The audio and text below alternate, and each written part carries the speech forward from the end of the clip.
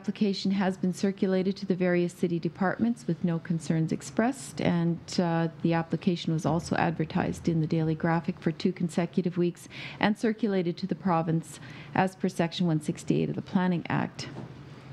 After first reading was given, but before advertisements were sent out, a minor amendment to allow shipping containers as a conditional use in a C2 zone was made. And as of this writing, we have not received any written objections to the proposed rezoning scheme. Provincial, community, and regional planning recommends approval,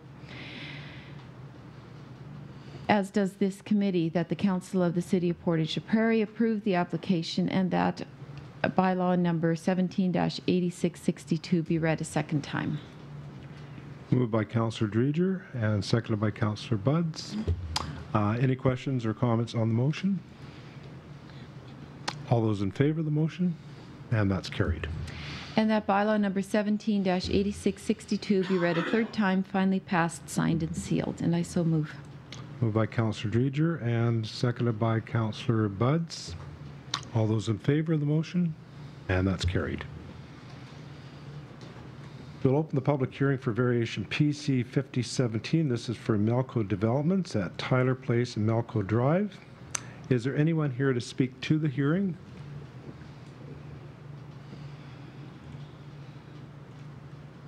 Okay. A motion to close the hearing? Resolved that the public hearing for variation PC 50-17, Melco Developments, Inc., 13, 15, 17, 19, Tyler Place, 14, 16, 18, and 20, Melco Drive, now be closed. Moved by Councillor Dreger and seconded by Councillor Buds. All those in favor? And that's carried. This application comes from Melco Developments. They're applying for a variation order to allow for a front yard to be reduced. And the applicant would like to build a deck on the front yard of each of the properties that were mentioned. This building is in an R3 residential multifamily zone, and the application has been circulated to the various city departments with no concerns, and public notices have been sent to all property owners within a 100-meter radius. The recommendation is that the Council of the City of Portage la Prairie approve the variation request of Melco Developments Limited to vary the front yard requirement of 9.1 meters to be reduced to 5.8 meters at the properties known as 13, 15, 17, 19 Tyler Place, 14, 16, 18, 20 Melco Drive, which is legally described as Units 9, 16, Plan 55, 862, Parish of Portage la Prairie. And I so move. Moved by Councillor Dreger and seconded by Councillor Buds. Any comments or questions on the motion? All those in favor of the motion? And that's carried.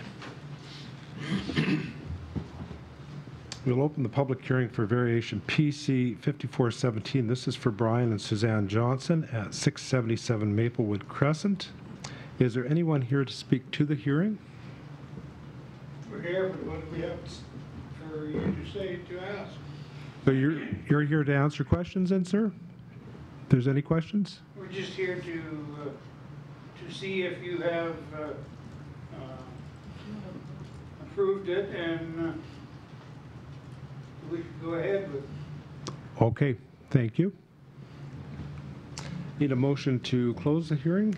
Resolved that the public hearing for variation PC 5417, Brian and Suzanne Johnston, 677 Maplewood Crescent, now be closed. Moved by Councillor Dreger and seconded by Councillor Buds. All those in favor of the motion? And that's carried. Okay, as in the previous variation request, the Johnsons would also like to apply for a variation order to allow the front yard requirement to be reduced, as they also want to build a deck on the front of their property. This building is in an R1 residential single-family zone. The application has been circulated to various city departments with no concerns, and public notices have been sent to all property owners within a 100-meter radius. It is the recommendation by this committee that the Council of the City of Portage la Prairie approve the variation request of Brian and Suzanne Johnson to vary the front yard requirement of 7.5 meters to be reduced to 5.63 meters at the property known as 677 Maplewood Crescent, which is legally described as Lot 30, Plan 1290, Parish of Portage la Prairie. And I so move. Moved by Councillor Dreger and seconded by Councillor Buds. Any comments or questions on the motion? All those in favor of the motion? And that's carried.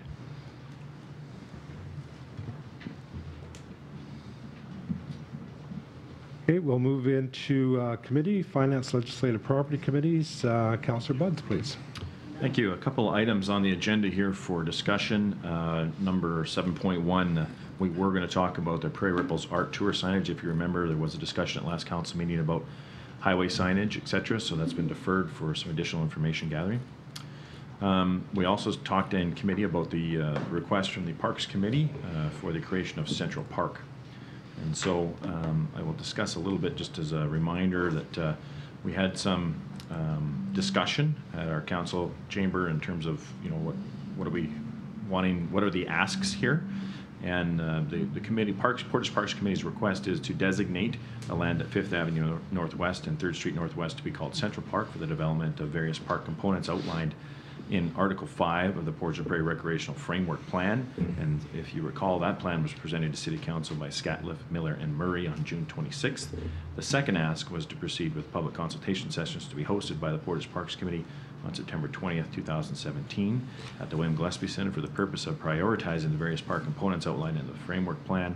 And finally, to approve the the Portage Parks Committee the ability to fundraise towards the development of Central Park that is consistent with the framework plan and priorities identified in the public consultation session. So basically asked to support the recommendations from PCRC. As you know, at that council meeting, I had some concerns with regards to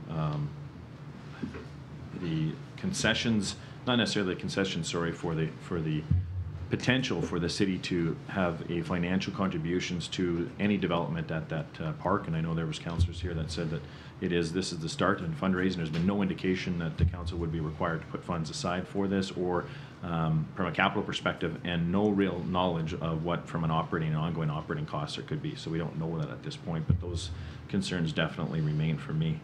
Well, I just wanted actually to ask council two questions with regards to this before we proceed. And that first one would be, if this was a go, would this not fall under consideration from PRRA, or Portage Regional Recreation Authority, as they are the body in the city and region that does deal with all recreation facilities in the region, inclusive of soccer fields, recreational opportunities at the Stride Place, Beaver Diamond as some examples. So it's very comprehensive, that scope, and I'm just wondering, A, if that's something that would fall under the mandate of the PRA. To me, it seems like it would, if this was something that was going to be passed over to the city for under an asset of the city to manage going forward. So that's my first question, I guess. Would somebody from the Parks Committee like to respond?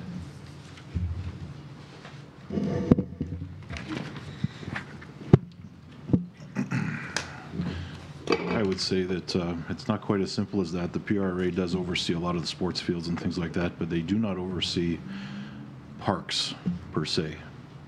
Now, handing that over to the PRA, unfortunately, I don't think is going to be something that they would be willing to do. As you know, the funding model for the PRA is a little bit different, and taking on more responsibilities is probably not something that would, I would say, easily get past the board, being that we are 50% made up on the board of RM, 50% city, and that what we pay for as a PRA is pretty much there. Aside from that, it's a city park for city people. I do not think that it's something that would fall under their mandate. Councillor Buds, what was your second question? Yeah, further to that, I think it is more, PRA is more comprehensive than just city park for city people. I mean, obviously that's a regional approach to recreation, so it's beyond that. Just the next steps that was clearly identified by the report, the first step before any others was, reading right from the report, the concept for the integration of the water-based playground spray park must be reconciled prior to presenting the vision to the public. That was their #1 identified item out of the report. And I don't see that on the recommendations here to address that prior to going to the public. And I'm just wondering how that's being addressed if the consultant said it should be addressed, but it's not being done before we go to the public. Sure, if I may. Councillor Draycott? So part of the reason that the Parks Committee is asked to go back to the public on September 20th at the William Gillespie Centre is to make sure that a spray park is even something that the community would like to see happen. It was at the forefront 5 years ago when you initially saw me here at Council Chambers. But we don't want to go forward thinking that the Parks Committee has made a plan 5 years ago and therefore that's the plan that should continue. It might not even be on the city's radar anymore. We do hear from the public every once in a while that they are still looking for a splash pad, wondering why that hasn't happened. It was an election issue. We did hear about it often when we were going out election time frame, but for the Parks Committee to say that it is something that absolutely is going to take place, I'm not sure that that's what is in anything that the Parks Committee has said. We're not sure if any of those components is absolutely what's going to take shape there. We do believe that that is something that will probably come back. If council would like to discuss that now, I guess that's something that we could definitely do. It's not part of the ask of it because every single component that the Parks Committee would go forward with would have to come back to council to get approval. They know that. So that's probably why it isn't comprehensively laid out as first priority, because we need to go back and make sure it still is first priority. Thank you, Councillor Draycott. Councillor Butts? Yeah, so that's, and I think it was from the consensus of, or the perspective of council having an understanding whether council supports that investment prior to going to the citizens. But either way, I hope council can understand that my line of questioning is from the understanding of dollars. It is from the commitment of dollars that we have in the city. We have a 10-year capital plan. We have a debt plan that does not currently have this expenditure in, and I believe, not necessarily from capital, because that might be raised, but there would be an operating requirement in the future, and so I'm just trying to get my head wrapped around that with my line of questioning. But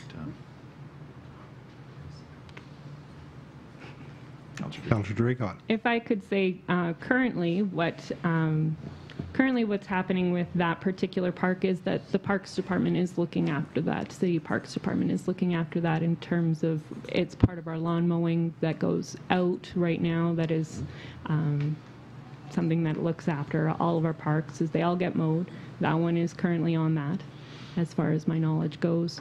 In terms of cleaning up, garbage, recycling, if there's a garbage receptacle, there would be a requirement to have a city employee go out and collect that garbage. Right now, that's all that's there.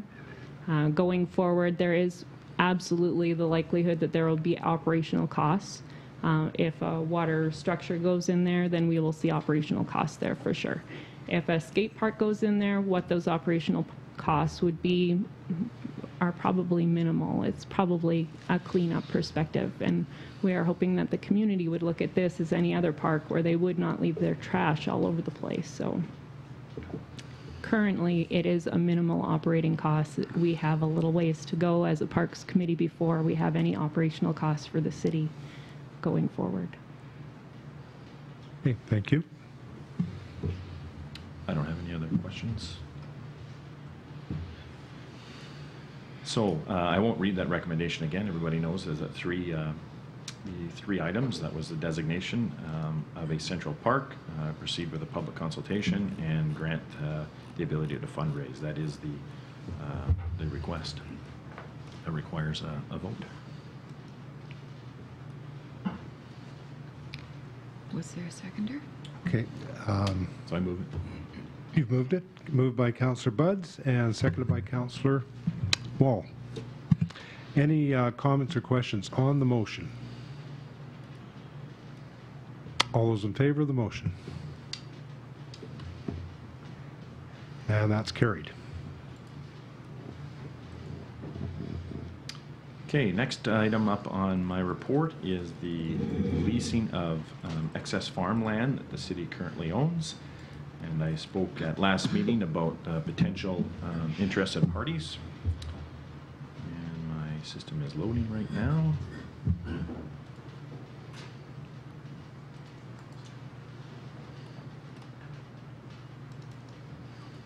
Is anyone else is still loading?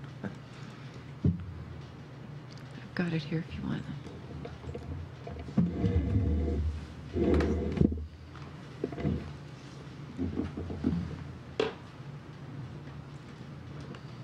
Okay. Thank you, Councillor Dreger. So obviously our alternatives are to authorize the land lease agreements. There's Area 1 and Area K. The current leases that are identified are Bar M Stock Farms. A tender was issued for these areas for the term expiring in December 2017 to November of 2022. So as we know, those were advertised. They did generate some interest, and I'm going to go back over here now. And Bar M Stock Farms does have the interest in those parcels again.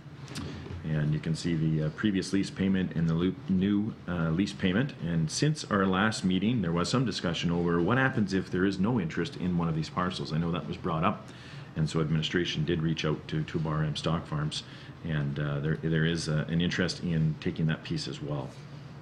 So it is an administrative recommendation. I so move that the Council of the City of Portage la Prairie authorize the lease of city-owned farmland known as Area 1, or I, sorry, and Area K to Bar M Stock Farms Limited for the amount of $17,897.60 per year for Area I and $100 per year for Area K, plus GST for a 5-year term commencing December 1st, 2017 and ending on November 30th, 2022. And that the mayor and manager of administration be authorized and directed to execute the leases on behalf of the City of Portage la Prairie and to affix the corporate seal of the city thereto, and to do such further and other things necessary or incidental to carry out the terms of the agreement. Moved by Councillor Buds and seconded by Councillor Wall. Any comments or questions on the motion? All those in favor of the motion? Then that's carried.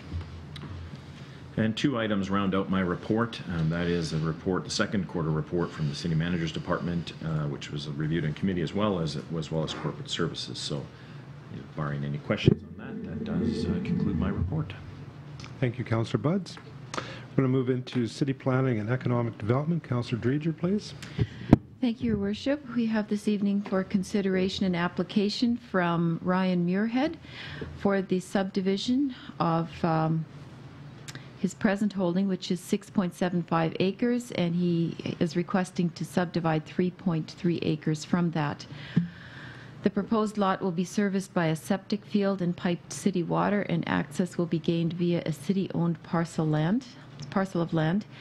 Administration has a couple of recommendations. The first is that the applicant be charged $1,500 for water service connection fee, and the second that the applicant must enter into a legal access agreement and easement with the City of Portage la Prairie. Community and Regional Planning have conditionally approved the subdivision as per Section 125.1 of the Planning Act, and the applicant must obtain municipal approval prior to completing the other conditions of the subdivision. Administrative recommendation is that the Council of the City of Portage la Prairie conditionally approve the subdivision of 3.3 acres portion of the 6.75 acre parish lot, provided the applicant enters into a legal access agreement and easement with the city. And I so move. Moved by Councillor Dreger and seconded by Councillor Buds. Any comments or questions on the motion? All those in favor of the motion? And that's carried. And the other 2 items on my committee's agenda this evening were reports that were presented in committee at our last meeting, and I will leave those with council for further perusal. And that concludes my report. Thank you, Councillor Dreger.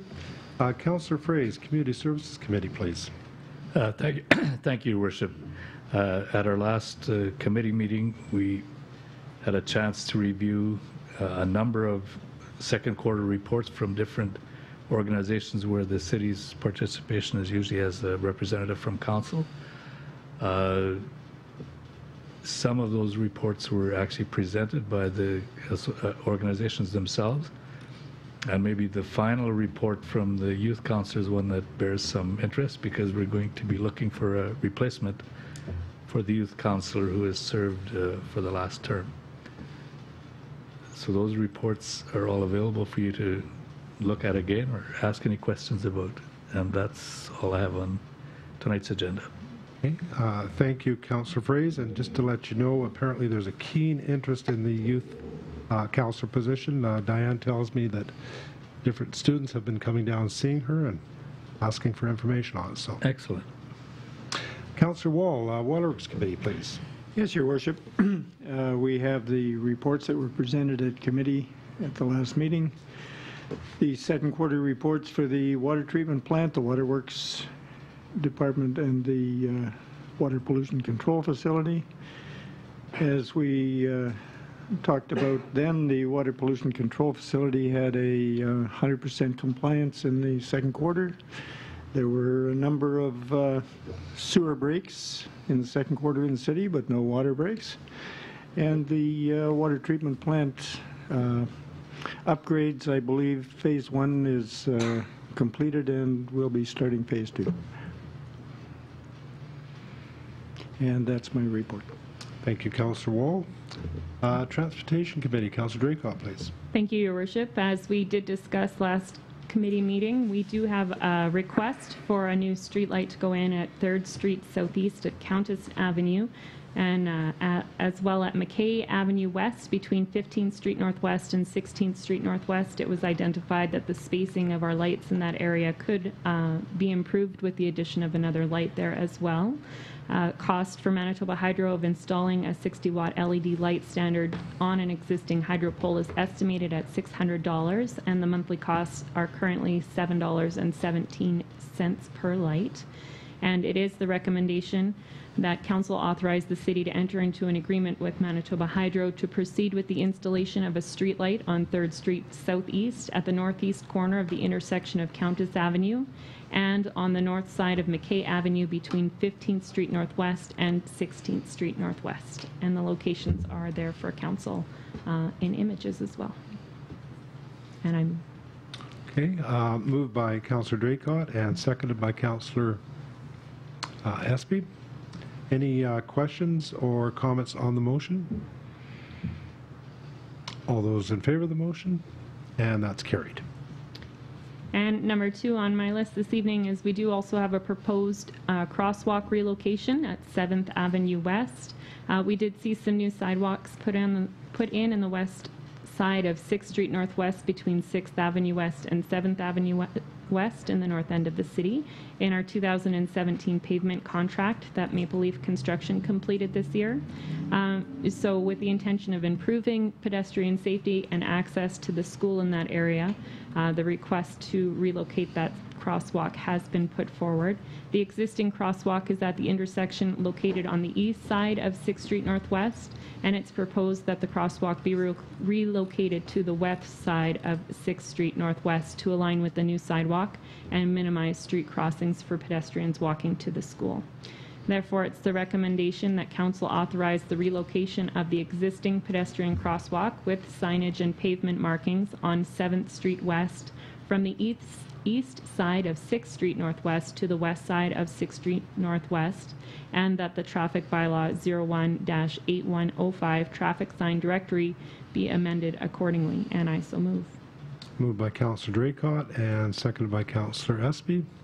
Any questions or comments on this motion? All those in favor of the motion? And that's carried. And finally, I do have second quarter reports for the transportation and engineering departments as well, if there's any questions for me on those items. If not, that concludes my report.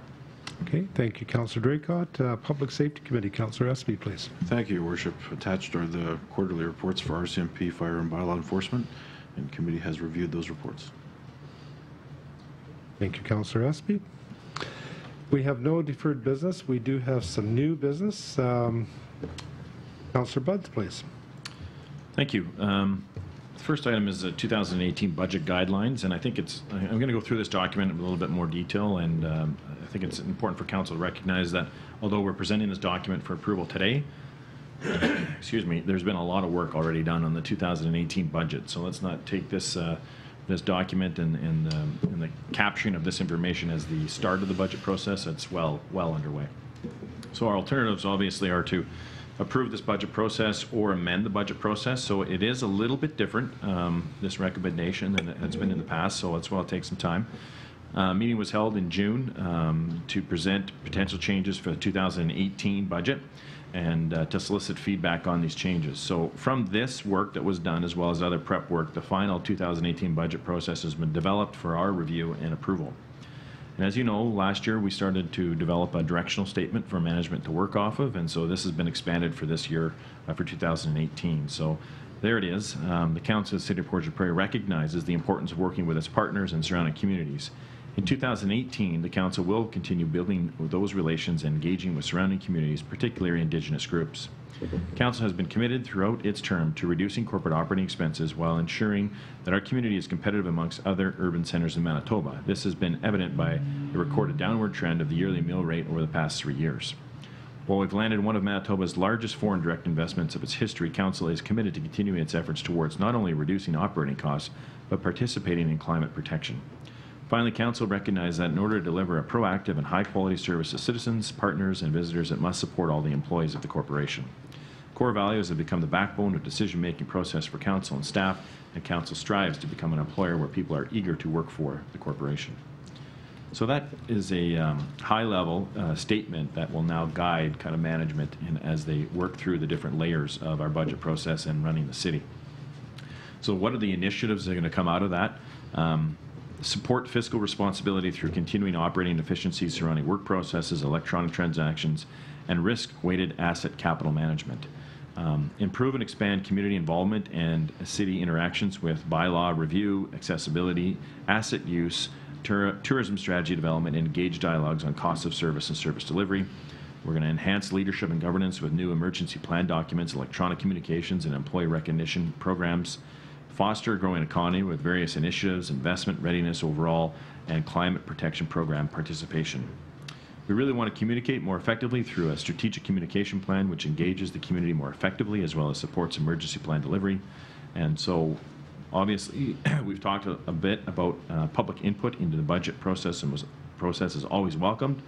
Various municipalities and other levels of government offer venues such as an online survey, focus groups, open houses, in addition to the city public hearings to foster public input, and we will be considered in developing the city's new strategic communication plan. So basically, we use the time that we have with the public in our meetings, as we just mentioned in open hearings, in question period, etc., for that voice, and so we'll continue to do that.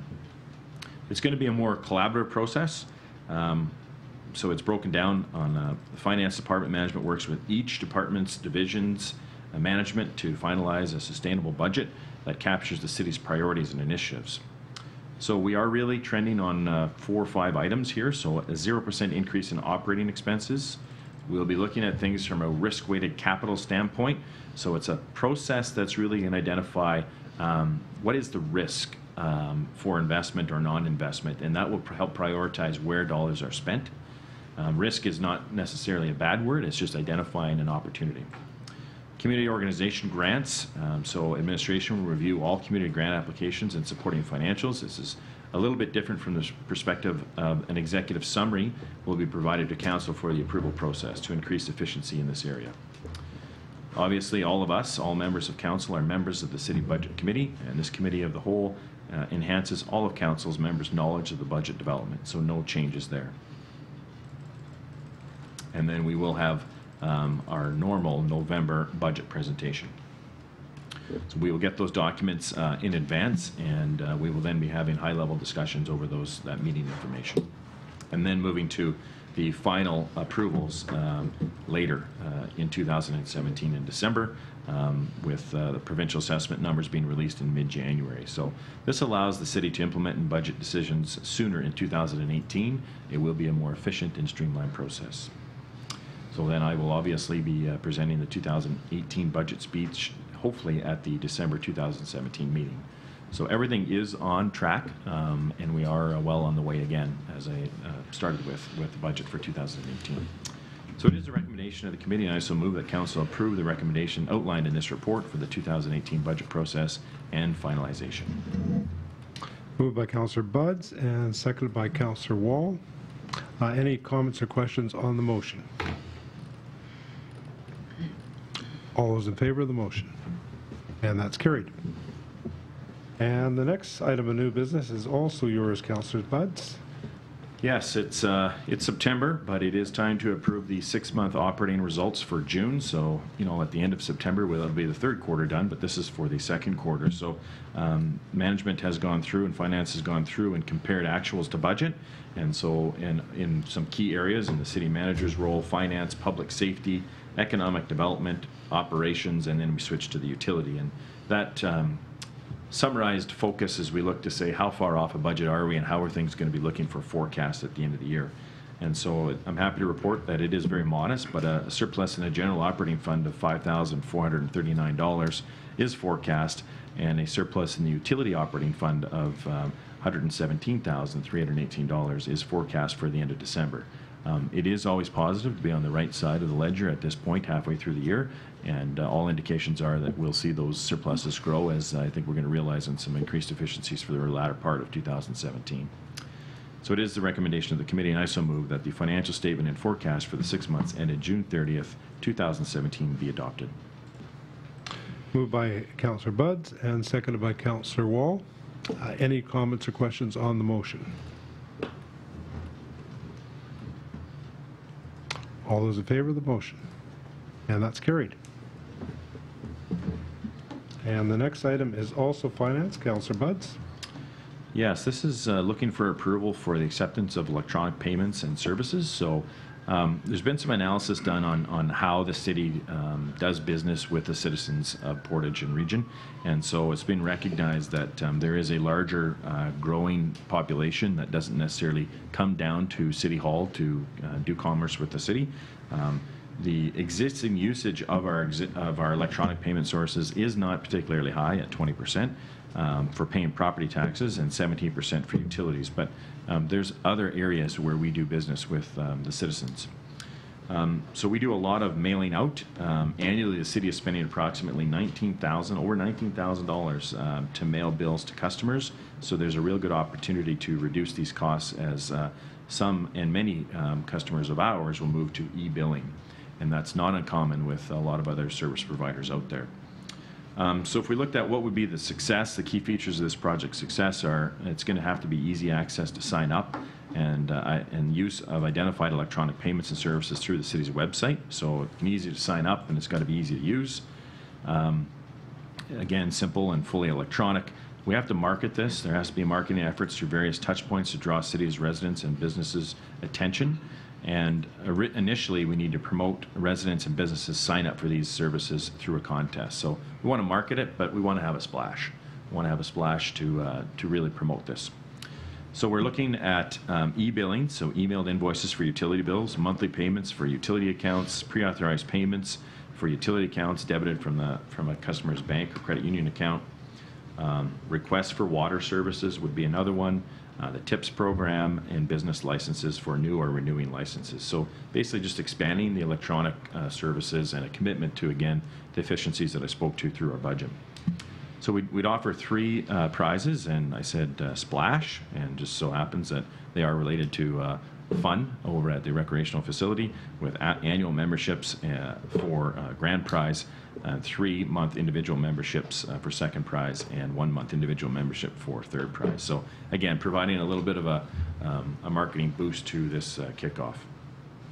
So it is the recommendation of the committee, and I so move that the Council of the State of Portage la Prairie accept the implementation for the electronic payments and services project by promoting the 6 electronic payments and services identified in this report, and to further implement a contest from September 15th to December 31st to promote the use of these payments and services. Okay, moved by Councillor Buds and seconded by Councillor Wall. Any comments or questions on the motion? All those in favor of the motion? And that's carried. And the next item, I believe, is also finance. Councillor Buds. Yes, this is the sale of a back lane, and we're familiar with this as this was brought up at committee. So basically, it's a Chicken Chef, otherwise known as 640-8673 Manitoba Incorporated and Portage Automotive. They would like to purchase that back lane. They would like to fence the area area into their existing lots, and Portage Automotive in particular would like to use the space for additional parking, and Chicken Chef doesn't have any immediate plans for use, but would still like to have control, obviously, over it. So we have a policy that outlines how we handle these types of things, and so the purchase price through the policy is bringing it to $1,348.76 plus all costs associated with the land sale. But there is several, we'll say, hoops to jump through in a situation like this, and they've been outlined there. So if we were to give this first reading to a road closure bylaw, it is then sent to Regional Community Planning Services Officer for review by government agencies and utilities. It is during this part of the process that agencies such as Manitoba Hydro, MTS, plus a number of other provincial departments will be consulted. So there definitely could be some concerns with this, and probably more through services that could be that affected on either under the ground or over top of the back lane. So when selling a public lane, the city processes to approach adjacent property owners to ensure that there are no concerns. Adjacent property owners were contacted, and one property owner responded with inquiries but did not object to the sale or want to purchase it. So there was just an inquiry, and no response was received from the other adjacent property owners. So from council and management's perspective, the one concern, not even a concern, more of a query, has been addressed. So it is a recommendation of the committee, and I so move that the Council of the City of Portage la Prairie approve the sale of a portion of the back lane adjacent to their existing properties between 13th Street Southwest and 15th Street Southwest to 640-8673 Manitoba Incorporated, 2,381.24 square feet times 45 cents is equal to $1,071.56, and Portage Automotive Incorporated, 616 square feet times 45 cents is $277.20 for the total purchase price of $1,348.76 plus all costs associated with the land sale and subject to ministerial approval of the road closing bylaw. Moved by Councillor Buds and seconded by Councillor Wall. Any questions or comments on the motion? All those. I just have a question as to whether any traffic experts have been consulted as to the impact on traffic that may well be using that back lane currently, either to access those businesses or just to make a connection to another street or make a turn from Saskatchewan Avenue. Back lanes serve several purposes. The answer to that would be, I'm almost sure no traffic expert has been asked to review the request. It has been passed by city operations, and obviously there's still a process that this has to go through, but no traffic expert has been asked for their opinion on this item. Just for clarification, this is the back lane that runs behind these two businesses from street to street. It's not really going to Saskatchewan Avenue. I guess the reason I asked is on the sketch provided for us, it looks like it could be a continuation of quite a long stretch of back lane that would provide some continuous opportunity for vehicles to make counter traffic flow moves. Okay, so the short answer is no traffic studies have been done. Okay. Any other questions or comments on the motion? All those in favor of the motion? And that's carried. Our next item of new business is Waterworks, and that is the award of tender for Fifth Avenue East Water Main and Sewer Renewal. Councillor Wall, please. Yes, Your Worship. There were two bids on this contract from Toll Construction Limited and EF Moon Construction Limited. The tender was advertised in the Daily Graphic, on the city's webpage, and on MERCS with the Construction Association in rural Manitoba and with the Winnipeg Construction Association. Local contractors were contacted. The tender opening was Wednesday, August 9th, 2017. The pre-tender estimate for this work, net of GST, was $937,000. The contracts for the replacement of an existing water main and wastewater sewer main on 5th Avenue East between Tupper Street North and 3rd Street Northeast. The scope of the work includes 150 millimeter diameter water main, water service lines, fire hydrants, 300 millimeter diameter wastewater sewer service lines, manholes, and restoration work. This project will be funded from the 2017 utility budget. After the construction of the 9th Street Northwest Water Main Renewal project, there's approximately $982,000 remaining for the construction of this project. The cost of this project, net of GST, is $970,776. Construction of this project will begin in October 2017 and will be completed in the spring of 2018. The recommendation is, and I so move, that the Council of the City of Portage la Prairie award the 5th Avenue East Water Main and Wastewater Sewer Renewal Contract to Toll Construction Limited for the tendered price of $1,019,315.43, including taxes. Moved by Councillor Wall and seconded by Councillor Dreger. Any questions or comments on the motion? All those in favor of the motion? And that's carried. And the next item is also Waterworks. Councillor Wall.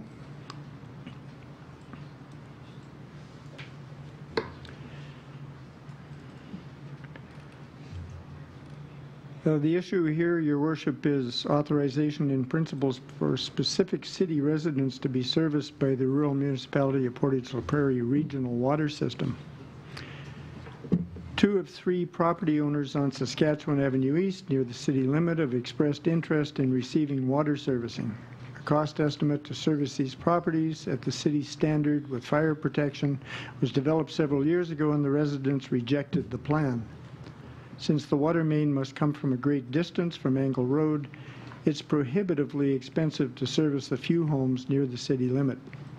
In 2010, with City Council approval, the RM Regional Water System installed a water main to a few city properties on Saskatchewan Avenue East, coming into the city from the east. Rural Municipality Administration has agreed to extend the water line westerly to service the residents on the south side of Saskatchewan Avenue. The RM would decide on the connection fee, and the residents would pay the regional water system rates. An agreement between the city and the RM would be required to allow for unpaid bills to be added to taxes and for the RM to be reimbursed. One property owner, whose property at 2201 Saskatchewan Avenue East is in the middle of the other 2, has not yet indicated whether or not he wishes to receive water service. He's received a letter from the city. The Waterworks bylaw states that a property owner must connect if a water main is installed along the frontage of the property and share the cost of the installation. If this project was a city project, in the situation of the middle property owner refusing to connect, the property to the west would not be able to receive service unless they were willing to pay the entire cost of the line extension past the middle property. It's recommended to ignore the requirements to connect the water service and let the RM Regional Water System deal with that issue. The RM does not meet the city standards for pipe pressure rating and fire protection, and it does not guarantee water pressure. Also, the water line is a dead-end line and water quality might suffer. The RM is prepared to install the water main extension this fall with authorization from the city and RM councils. The recommendation is that the Council of the City of Portage la Prairie provide authorization in principle for specific city residents on Saskatchewan Avenue East to be serviced by the rural municipality of Portage la Prairie regional water system, and that the requirement for property at 2201 Saskatchewan Avenue East to connect be waived. Moved by Councillor Wall and seconded by Councillor Dreger. Any comments or questions on the motion? Councillor Wall. I think it's my understanding that these folks, unlike people connecting to the city water main in a situation like this, will not be able to add the cost of this to their taxes and pay it over time. Do you want to answer that, Kathy? That's correct. That's correct. Thank you. Any other questions or comments on the motion? All those in favor of the motion? And that's carried.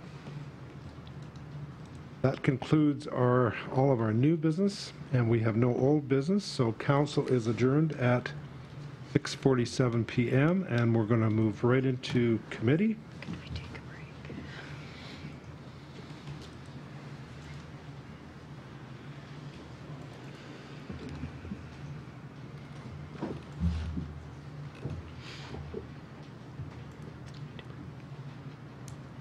Excuse me, Mr. Mayor. Would it be appropriate to take a 5-minute break? We'll move into committee after we take a 5-minute break. Thank you, sir.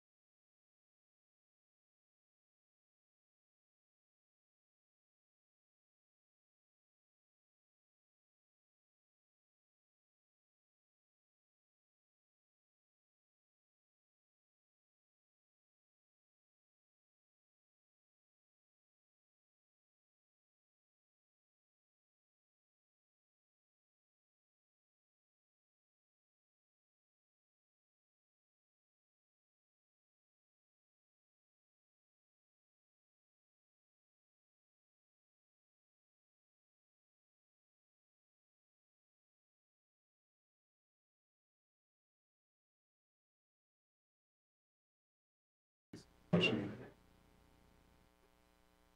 good. Oh, you look tired today. It doesn't matter to me, sir. No, I turned it off. Bolton's good to go. Call committee to order at 6:54 p.m. First up is Finance Legislative Property Committee. Councillor Buds, please.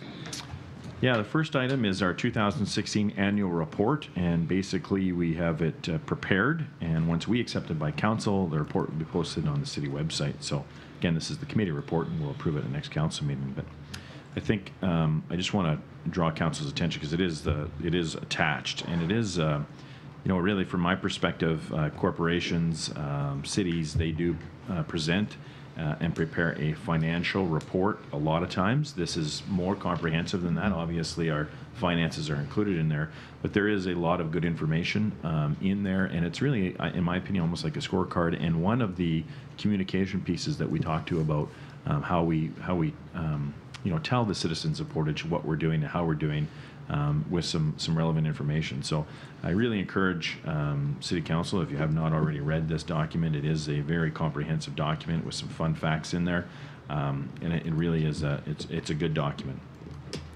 Looking forward to have that on our website. Is there any questions on the annual report?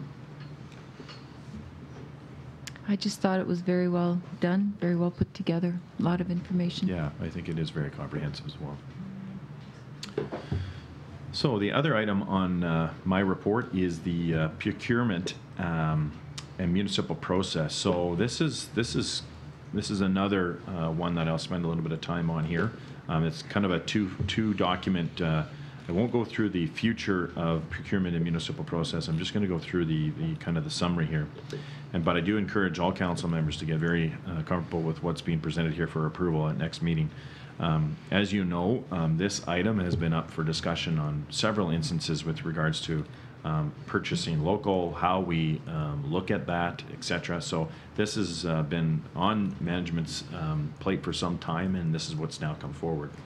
So I'll just provide a little bit of background. The city has traditionally used a contract A tender to procure goods and services to award the contract based on price only. This was somewhat acceptable until 2017, when the city awarded two tenders that were close in price and given to vendors external to the city. In both cases, there were local vendors in competition for the work awarded. Administration was tasked by council to review the city's procurement practices and determine if other factors beyond price could be incorporated into those practices. And to that end, an extensive business case was undertaken, and from that, a recommendation has been made. So what's the impact on this? Administration embarked on analysis of procurement practices in May of 2017. In addition to identifying the details of our own practices, extensive investigation was done with other municipalities in Manitoba and throughout Canada.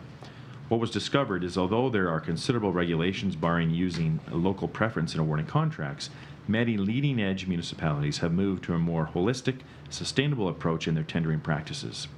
Also, during the course of our investigation, we determined that there were opportunities to enhance our municipal processes, efficiency, and effectiveness in this area.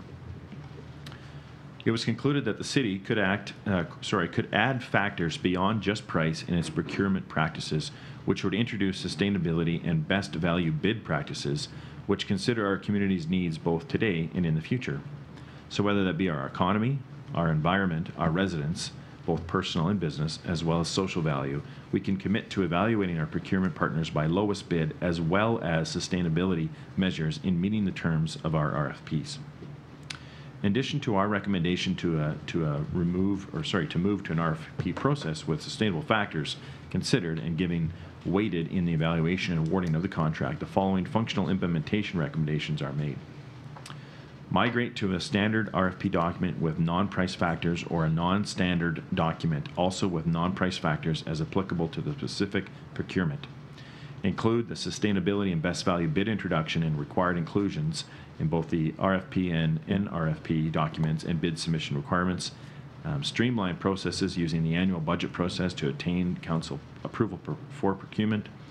Reduce the use of bylaws where not needed and replace with council resolutions, as these are more nimble and appropriate to the situation. Obviously, revise the policy around procurement. and partner with the City of Portage la Prairie's Chamber of Commerce to engage and inform the business community of changes the city will be implementing for procurement. And I know that there's already been conversations that have taken place in that regard. Move to a more electronic bid process for RFPs and RFPs, which includes procurement of $100,000 or greater. So again, that was kind of a summary, and I really encourage all councils to review the business case to fully understand the situation. But this is an approach that will really see factors in our tendering process include, obviously price is very important, but other factors that are important in our community, which are outlined in the full report here. So there's no recommendation here, obviously, tonight. It's in committee, but this will be brought forth at our next council meeting, and it is a comprehensive document. So I am open to questions at this time on this document. Councillor Draycott. I did have a question in regards to streamlining our approval processes. I think the last time we did come up with that scenario that was mentioned at the beginning, that it was asked, why are we even voting on this? Is that to take that element out, that if something has been approved from a numbers standpoint and it makes sense, that that is what goes ahead, or does it always still come back to council for approval? So in the comprehensive document, there is thresholds for when it comes back to council, but one of the things that are noted in there is that when we go through a budget process and we do approve items, it does remove portions of the requirement to come to council. When we reach a certain threshold, it still has to come, but through the budget process, if council has approved an allotment of dollars below that threshold, then it would be management administration continuing to move through that process without always having to come back. Did I summarize that correctly? I think the idea was to, right now the city manager's spending authority is $100,000. If a front-end loader is in the budget to be replaced, and just pick a number, it's $250,000.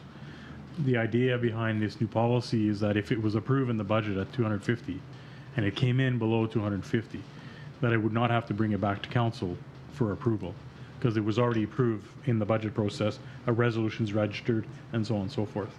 Whereas right now, under the current regime, despite the fact that you approved it in budget, because it's over $100,000, I would have had to bring it back for approval. So under this regime, we'd be cutting out some of those more regular run-of-the-mill purchases. I think the important part, good job summarizing what I said. The important part was if it was budgeted for $250,000 and it was $250,001, then it comes back.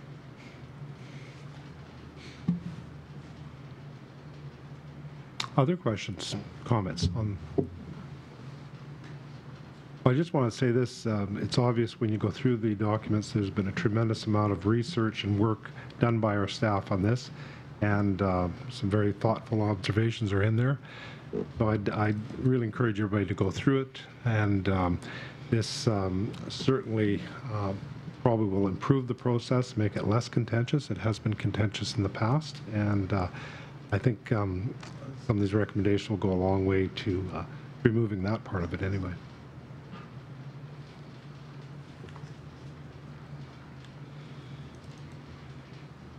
And those two items do conclude my committee report. Thank you, Councillor Buds. City Planning and Economic Development, Councillor Dreger. Thank you, Your Worship. We have in attendance this evening the President and the Executive Director of the Portage Chamber of Commerce, and I'd like to invite them forward to present a report to us. Thank you.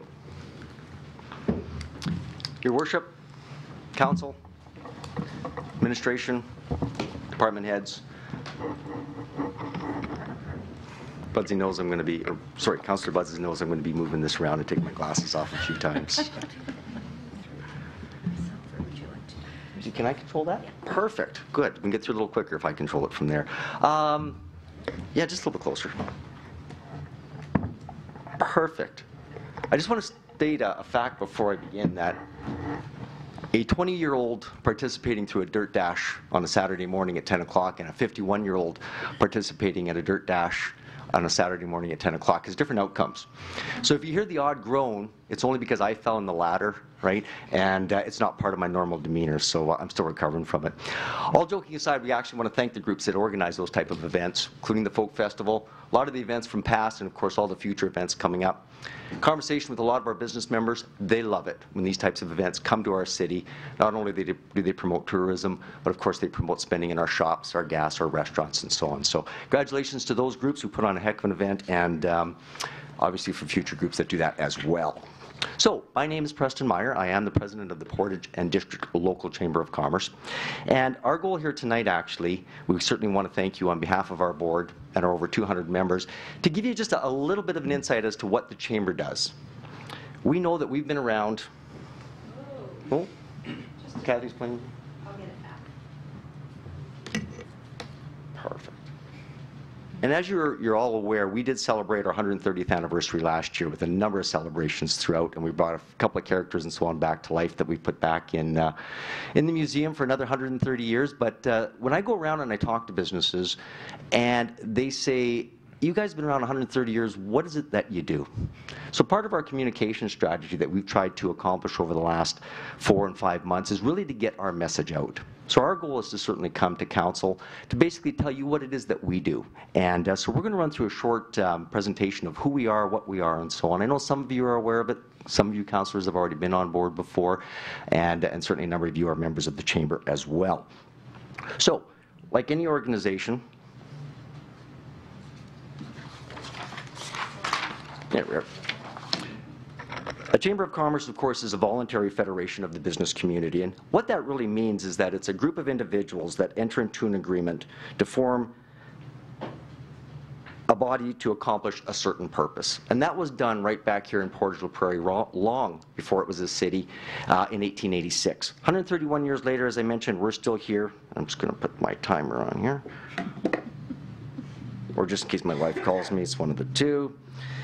So again, still the first question we get, with fear of repeating myself, is what is it that we do? So part of our communication strategy is to clarify that, and we certainly want to be able to approach council, whether it be on a semi-regular or regular basis, to kind of keep you up to speed as to what the Chamber actually accomplishes. There's a lot of work that goes on behind the scenes. Some of it I'll cover tonight, but of course we're probably not as good as we should be in communicating it to our members and of course to the community at large. So, it's safe to say, oh, there we go. Maybe you should click this for me, Kathy. You stop the clock. I got a couple of seconds. So it's safe to say that we do have, of course, a mission and a vision, and while that's important, everything that we do and the decisions that we make, we look through those eyes. And it's extremely important to us that the actual mission is stated that it's the needs and concerns of the business community. It doesn't say the needs and the business concerns of our members. Our members are extremely important to us, but we also care about the community at large. And of course, anytime the community at large succeeds, businesses and our members succeed as well. Click that for me. So of course the Chamber is ran by a board of directors. So you'll see on there some of the names, of course, that are the past president that you have a number of interactions with. Myself, we have a strong executive. We have directors that, of course, are volunteers that are elected by our members to represent them. They do it for no remuneration. It's done only in the desire to help keeping our business community as vibrant and dynamic as it has been for the last 131 years. We run through a number of community liaisons, and we're very proud to partner with the City of Portage la Prairie. And I know we run a monthly meeting, and we're very fortunate to be able to have that consultation and that meeting with the city. The RM of Portage, the Portage Regional Economic Development, who's done a great job in the last while in order to bring in some of the economic development to the city, and very, very good to work with. Portage la Prairie School Division, the RCMP, and of course the PCRC, or the Portage Community Revitalization Committee. Corporation, which of course was responsible for my aches and pains today, but we'll talk about that later. So obviously we like to share the reports and collaborate on certain initiatives that come up on a regular basis with the Chamber. We run a number of committees. Our executive committee consists, of course, of 4 of our members. We run executive meetings, basically talk about things that need to be done on an advocacy and policy basis. We have a strong membership committee. And this year, we decided to break down our business segments so that we can better serve our members. Those segments, of course, are commercial enterprise. which are brick and mortar buildings, so they're downtown, they're in the north end, they're in the south end. Our agri-producers, farmers, they have certain challenges and so on that maybe some of the other business owners do not have. Our not-for-profits have different challenges as well, and even our home-based businesses. So we've taken representatives from each of those, and it's through our engagement strategies that we're able to get the communication out and find out what really the needs of the business community are and will be for going forward. We have a number of partnerships. We partner with the PCRC, as we talked about. We partner with the Portage Rotary Club. We have yearly meetings. We partner with the Portage Regional Recreation Authority, Portage Industrial Exhibition Association, and I'll talk about them in a second. And of course, as we discussed, the City of Portage, and then of course PRED as well. We have a number of affiliations that some people are not aware of, these being the Canadian Chamber of Commerce, the Canadian Chamber Executives of Manitoba. In fact, our executive director, who has been with the Chamber for a number of years, is passionate not only about the advocacy issues that we have, but about the other organizations, is the president of the Manitoba Chamber's executive, and is actually going to be going to represent us at the Canadian Chamber's executive later this month. We're part of the International Chamber of Commerce, the Manitoba Chamber of Commerce, and then of course the Chamber of Commerce Executives of Canada. And what that does is it allows us not only the immense resources, but contacts that you may not find on a normal basis. So our connectivity extends right across the country. And right now we're actually partnering with the Manitoba Chambers and the Canadian Chambers to let our businesses be aware of some of the federal government tax incentives, not incentives, wrong choice of words, some of the tax issues that certainly some of our current entrepreneurs and some of our businesses are facing. We run a number of strategic priorities, and these have continued on from previous boards as well. Probably our largest priority is our advocacy.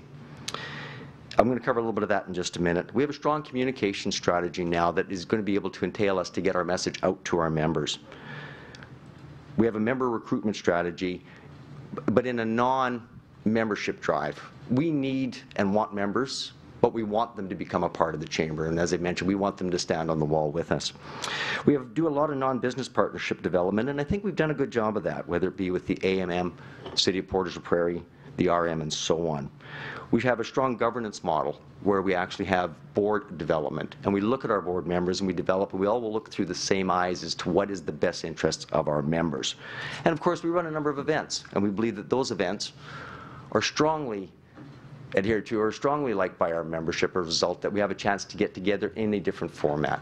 It's only a little piece of what we do. It's not all of it, but whether it be a golf tournament or whether it be a breakfast meeting or whether it be a lunch meeting, we really feel that being able to get together as business people, we can discuss not only some of the issues and so on that affect us, but get a chance to see everybody else in just a bit of a different light. A lot of the projects and events that we run the Home and Business Expo. This is now our third year coming up, and it's been growing every year. We strongly believe that this is going to be one of the premier events in central Manitoba, where you'll find that business owners will come here to be able to show their talents and their wares as well. Agricultural Appreciation Evening. This is relatively new because we did combine last year with the Portage, Cindy? Portage Industrial There we are, Portage Industrial Exhibition. That's why I bring her along with me. The Portage Industrial Exhibition Association, and we've turned it now into a 3-day affair. So it really kind of works together with them, helps a lot of our agri-producers and so on as well. And then of course something that's already been a premier event for a number of years, the Best Business Awards Gala and the Community Awards. That's going to be coming up later in the fall, and we did take that over of course from the city in 2010. We strongly believe that any community needs those types of awards to really showcase some of the people and some of the businesses that really put everything they have to make this community exactly what it is. Some of the projects and events continue on. We do work with the Portage Public Art Committee, and we are one of the 5 organizations that appoint a member to that committee. We provide seed money, and we continuously work with that. And the Potato Festival, which again, when we talk to a lot of our business owners, they say, hey, look, you've got to bring more of those events in. Again, our restaurants, our hotels, and even our side stores and so on love it because it does bring an awful lot of people into this community that would not be here otherwise. Part of our advocacy. We create our own policies and our own resolutions. We've been successful on a number of resolutions that have been brought forward to the Manitoba Chamber's AGM, and a lot of these have been passed unanimously. We run State of the City RM Luncheon, and we certainly want to thank the city for being able to participate in those and bringing our members and our business people up to speed on what the future brings. A lot of member feedbacks, and we just recently started an engagement strategy with select businesses in certain business categories to really define what their needs are, what the Chamber can do to help them out, and what they can do to help us as well. The advocacy portion. We've worked with the city on a number of issues. The future of the MDC working group, support for the P3 approach for the water treatment plant upgrade, continually to work on the Saskatchewan Avenue Development Focus Group, downtown parking strategy, and so on. We work with the city on a number of issues of common concern, and we just recently worked with our businesses in helping out the federal government's proposed changes to the tax code that are affecting small businesses. We know that there's a role that we play in your 15-year Community Sustainable Development Plan, and we're willing to take on that role. We've identified a number of areas where we feel that we are an important partner, and that's prioritize the revitalization of Saskatchewan Avenue West, build a complete community and vibrant downtown, define and promote a unified Portage la Prairie brand, and in the city's 15-year, we want to certainly maintain and be a part of that. So, in closing, we just wanted you to give you a brief overall of what we are, who we are, and what we've been doing. We will continue to work with the City of Portage on areas of common interest. We'll continue to use our engagement strategies to bring concerns of our business owners in a reciprocal way and bring concerns of council and hopefully be able to address our business owners with that as well. Our Premier, a number of meetings ago, basically stated that in one of his messages that every successful city has and needs a successful chamber. And we believe strongly that we're carrying on previous boards' missions and visions and following that through to the best of our ability. In closing and before any questions, I just want to state that the city has long been a funding partner for the Chamber in the form of an operating grant, and we as an organization want to sincerely thank you for that. We also want it to be known through a executive consultation and board discussion that going forward we are and continue to be an independent and proud organization that we believe can and will stand on its own. We just want to make it public, and there's my time, we just want to make it public that we will not be coming to the city for further grants, that we as an organization and with the support of our members will be able to help and do what we need to do going forward. So with that said, we certainly look forward to our continuing and positive relationship with the city and fostering whatever we can going forward. With that, I want to take the opportunity on behalf of our board and our 210 members to thank you for the time and the opportunity to express to you what we do, and hopefully going forward we can update you on any of the progress we have in any of our advocacy positions. Any questions? Council, any questions for Mr. Meyer? Councillor Buds. Thanks for coming here tonight, Preston, on behalf of the Chamber of Commerce. I know it's not easy as past president of the Chamber of Commerce to manage that organization without the help of some municipal grants, so I think that is a very positive step forward in the comment that you made with regards to standing on your own, and congratulations to you, the board, and the rest of the membership on that. Just when you capture some of the feedback from the community and from your business liaisons and your focus groups, how best do you see relaying that information in a timely manner to council? I guess if it is a council issue, we do meet with the council on a monthly basis, and I think through our council engagement or our council engagement strategies, we should be able to best relay that information going forward. Perfect. Thank you. Any other questions for Preston? Well, first of all, I'd like to thank you for taking time out of your evening to come out and present to us this evening. And I also want to thank you and before you, President Dave, and certainly Cindy, for your help on many files, including the MDC file. I think since that committee started, the Chamber was at every single meeting. You have been a huge help, your organization, in terms of taking it beyond, certainly beyond just our city, and helping some recognition at a provincial level too. And we certainly appreciate that. We appreciate the feedback we had on the P3, and we look forward to working with you and your organization for many, many years to come. Thank you very much. And we don't underestimate the ability of the city that have given us the grant funding over the last few years. We certainly really appreciate that, and we're not taking anything away from that. We just feel it's time to stand on our own. So noted. Thank you. Okay, thank you. I want to thank you as well, Preston, for your report this evening. And also, as I am the council liaison to the Chamber, I just want to mention that I did not attend a lot of meetings last year, but that's because the Chamber executive was working internally to revitalize itself, to address some issues that they were having, and also to look at their mandate going forward. And I just want to congratulate you for doing that and just putting together this report. It really does help us to know what's going on. And I look forward to our meeting next week. Sounds great. Thank you very much. Thanks. The other item on my committee agenda this evening is the building reports for July, and unless council has any questions about that, I would just like you to have a good look at them, and we'll bring them up for presentation at next council meeting. And that concludes my report. Thank you, Councillor Dreger. Community Services Committee, Councillor Fraze, please. Thank you, Your Worship. We have 2 items on the agenda tonight, neither of which is strictly business, but there is more to a city than simple business. And we have a presentation from a citizen who's worked diligently to put on a cultural event for, I believe it's the 2nd year, on the weekend of August 29th to September 29th to October 1st. And I believe Yvette Cuthbert is here to talk to us about Culture Days 2017. Okay, thanks for inviting me. I have some pamphlets you can pass around.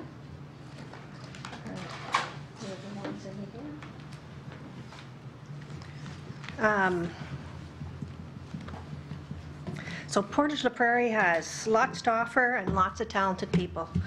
And I'm very passionate about creativity, and I do believe it's an important skill set, not just in the arts, but in life and looking for new ways of doing things. And I believe in people and what people can accomplish. You may have heard of We Day. It's about one person having an idea and growing to we, having an idea. I enjoyed for several years going to Nuit Blanche in Winnipeg the last weekend in September, a part of Culture Days. And last year I set out to have that in Portage la Prairie, or something like it. Culture Days is a national event in its 8th year. Last year it was challenging to try and find a place to have it, trying to educate people as to what I was trying to accomplish, but it was, in my opinion, a great success at Convention Corner and down Howie Avenue. Over 500 people attended overall and 350 at its peak. Performers were happy, the public was happy, and the weather was perfect. The city and PCRC had given me a grant for that last year, and much appreciated. Luckily for me, the Southern Regional Health Association suggested I apply for a grant with them last fall called the Healthy Together Now, about community developing community and working together. I am so lucky to have funding for this program, this year. Then the first obstacle was that the stage no longer exists, and a building we projected on has been demolished. And as much as I wanted to help revitalize the downtown area, parking and other issues seemed to always come up. Maybe it wasn't going to happen. And then I went to a Culture Days workshop in Winnipeg at the end of June, and the presenter was Crystal Colt from Flin Flon, the #1 Culture Days rural event spot. They have 104 events up there, and they only have a population of over 5,000. As the day wore on, I thought maybe Celebrate the Night wasn't going to happen, but maybe as much as I loved the night festival, I could do a daytime festival along the Crescent walking path. High visibility, lots of traffic, wouldn't have to close down streets, lots of parking, or they could just walk and bike and enjoy the activities they came across on the path. I sent an email off to John Mark asking if this would be possible. And he didn't see why not, but he said he'd check. And then he came back and he said no problem. And I asked about having Celebrate the Night at the Ukrainian stage. No problem. So I started contacting people.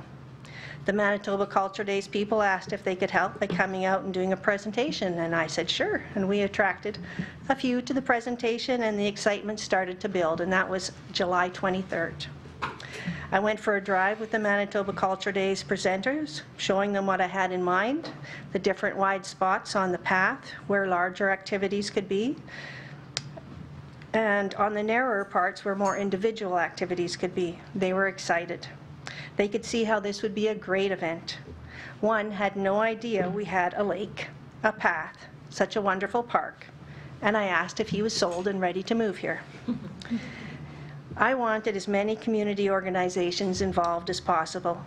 We all have something to share, to add, and it could give them a chance as well to promote their organization, or their individual talents, not only the day of, but in the provincial booklet for Culture Days, if they were registered before August 15th, and on the Culture Days website, and in the pamphlet I would get done for our local event, this one that you have now.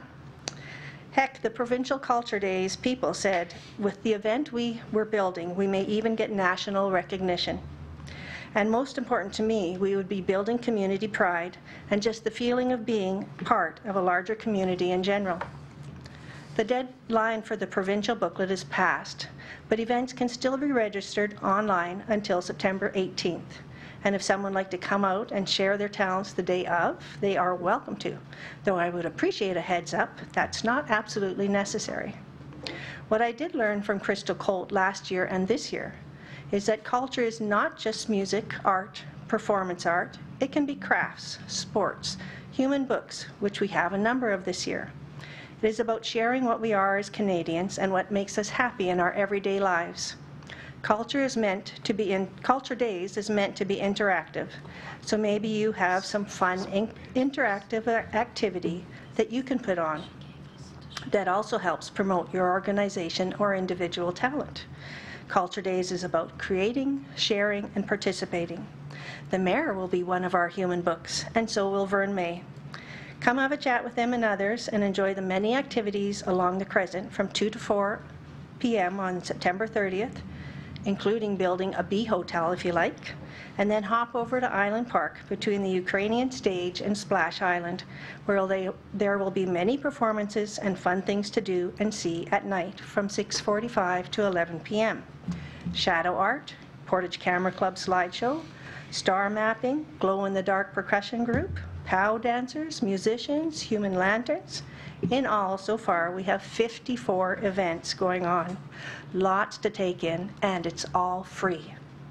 Some of the groups and individuals involved so far are the Métis Federation, PCRC, the Settlement Officer, Southern Health, the Family Resource Center, the Library, Arts Center, Greasy Chain, PRRA, Prairie Alliance Church, numerous artists, Carol Barbeau, Faye Hildebrandt, Cynthia Keith, and there's the Portage Folk Fest. And on here you'll see lots of musicians, sports groups like Jiu-Jitsu, Judo, Ringette, Tai Chi, and it's also Orange Shirt Day. September 30th is Orange Shirt Day. So we encourage everyone that comes to wear an orange shirt, or just period on that day, as it's in memory of the people who went through residential school and that every child matters. And in case of rain, but I have put an order in for good weather, in case of rain, it would be at the PCI multipurpose room. Any questions? Anybody have a talent they want to share? And I could leave more pamphlets for staff and for citizens to come pick up at City Hall. Okay, that would be great. Any questions from council? Just a comment, sounds like a really fun day. You've put a lot of work into it. Thank you. Yeah, I think it will be great. Well, thank you for coming out this evening and sharing this with us. Appreciate it, and we'll see you at Culture Days. You bet.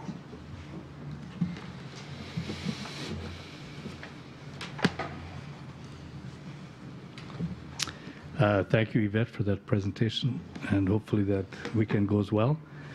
The other issue for Community Services Committee is an environmental issue. As you will have noticed in the directional statement presented by Councillor Buds earlier, and looking at the budget process, there was a line in the directional statement establishing sustainability as a guiding principle for our city. And I know that even our 15-year community plan is labeled as Sustainable Living Plan. So with that as background, we hired a company called EcoWest Greenhouse Gas to do an inventory of the operations of our city, not only the city's own operations, but that of the business community.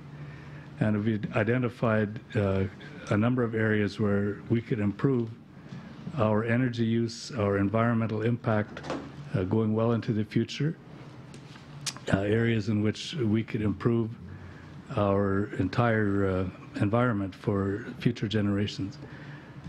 We've also been approached or been involved with the Federation of Canadian Municipalities to become a partner for climate protection. There's some information available in these reports, including an overview of what Partners for Climate Protection are all about, what the Green Municipal Fund looks like that FCM has begun, and the inventory itself of our greenhouse gas production.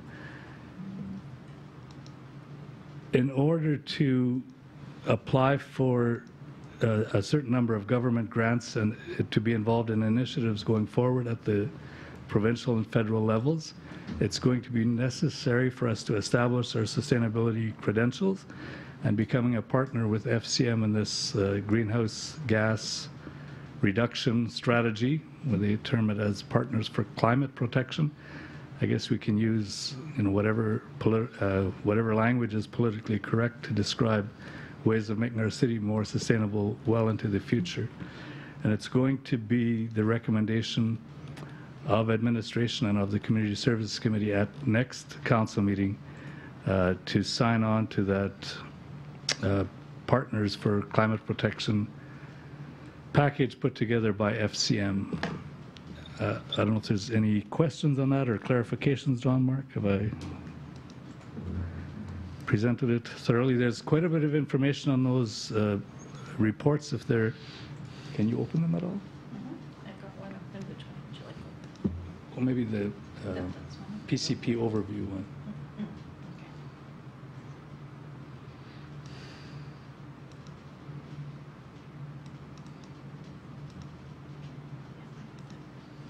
You got it.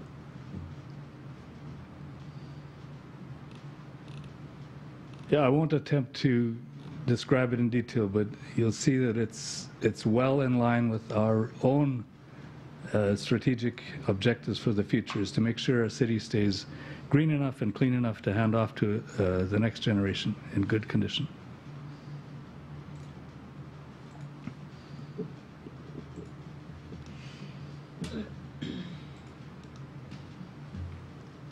These reports are available on the city's website, are they? They will be, yeah. Perfect. And that's the environmental issue, and that's all I have to report tonight. Okay, thank you, Councillor Fraze. Waterworks Committee, Councillor Wall, please. Waterworks Committee has nothing this evening, Your Worship. Thank you, Councillor Wall.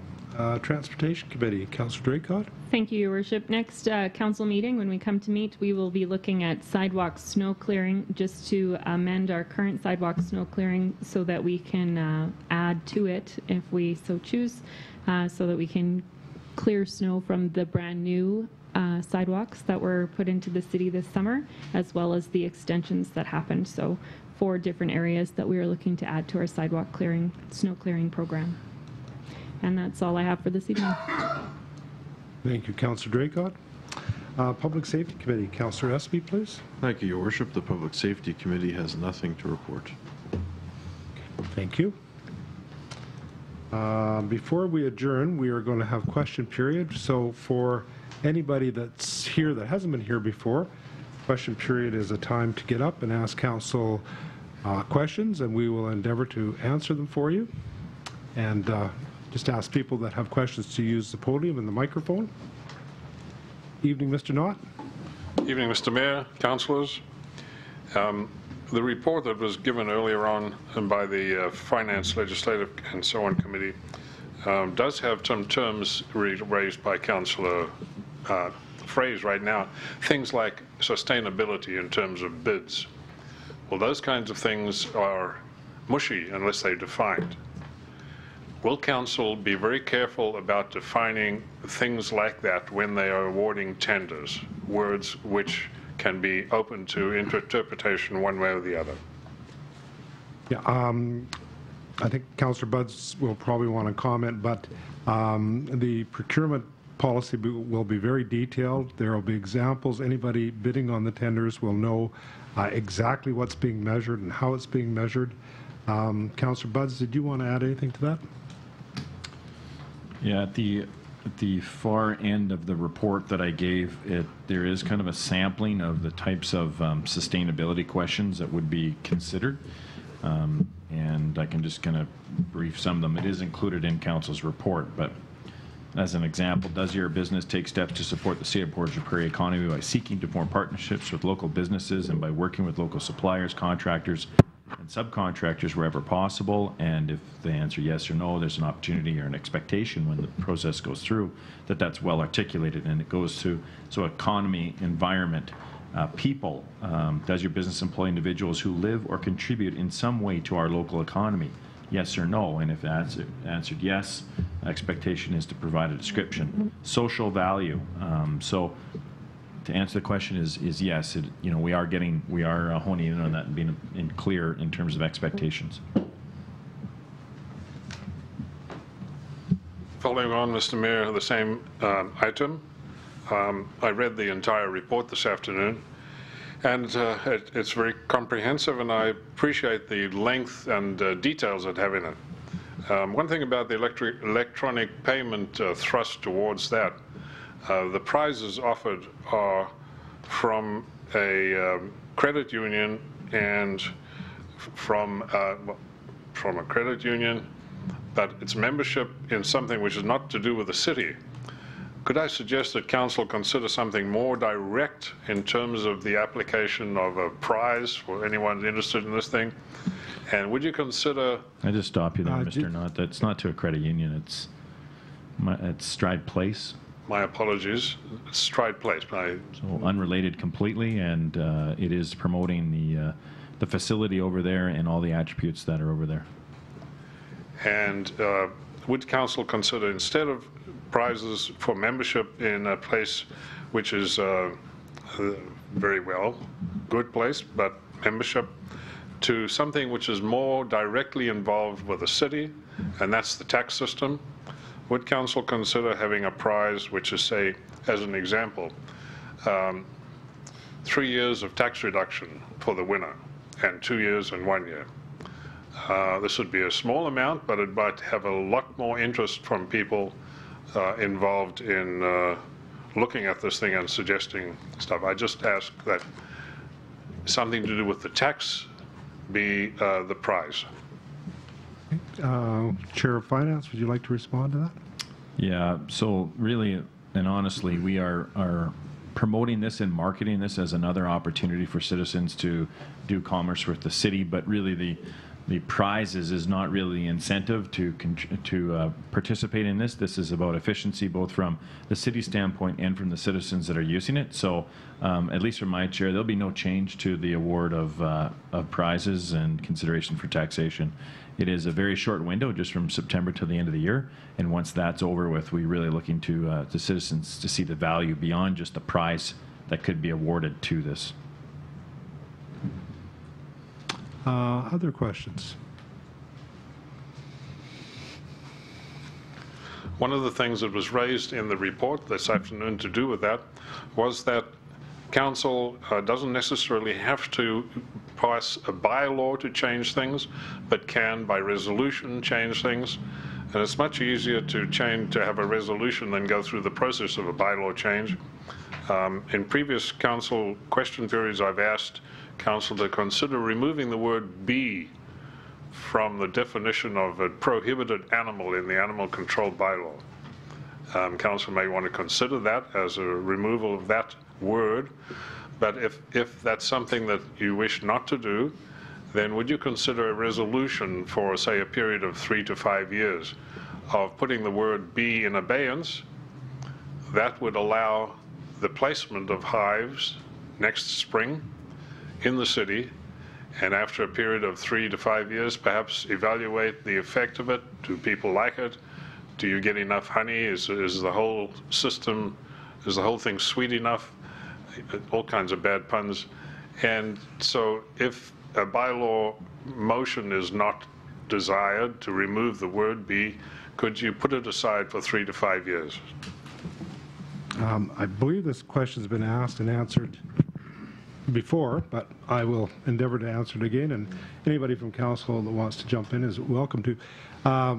Currently, we are not considering anything to do with bees. If somebody would like to keep a hive, they're fine with approaching council, the same as they would on any other issue. But at this point in time, as far as I know, there's nobody entertaining any kind of changes to the bylaw involving bees or otherwise. None at all. I don't know if anybody else from council would like to add anything to that. Any other questions? Evening, Mr. Romance. Yes, Your Worship. My name is Henry Romance. I live on 11th Street. I do a lot of walking. I brought up this question here, I believe, last summer on the walkway on the north side of the Avenue West from 8th to 10th Street. The place is notorious. Anytime it rains, we've got puddles of water. One has to sidestep either onto the private property or onto the shoulder of the road. Between 8th and 9th Street, it's paved. Between 9th and 10th Street, it's muddy. So either I walk through the water or I get mud on my shoes. Is the city prepared to upgrade that walkway between 8th Street and 10th Street sometime next year? I do realize they did a lot of work this year on Fisher Avenue, put up the lighting there, paving and everything else, which is nice. But there's a lot of pedestrian traffic on this particular stretch of walkway. Thank you. Thank you, Mr. Romance, for the question.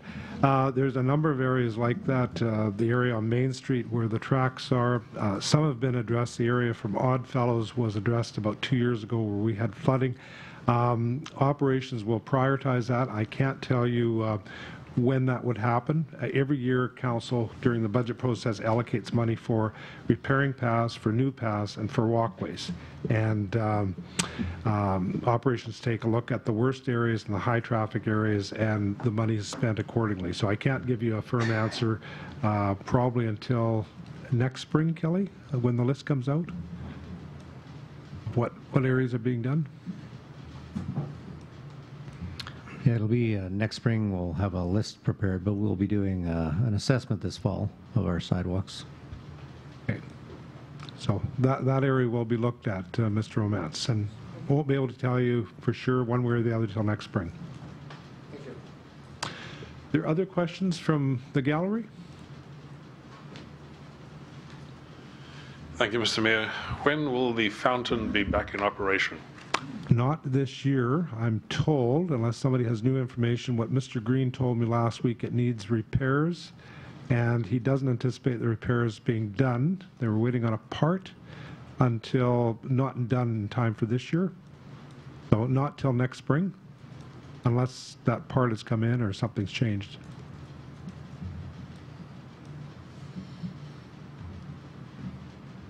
Any other questions from the gallery? Well, then council is, sorry. Committee is adjourned at 7:41 p.m. Thank you for coming out, everybody.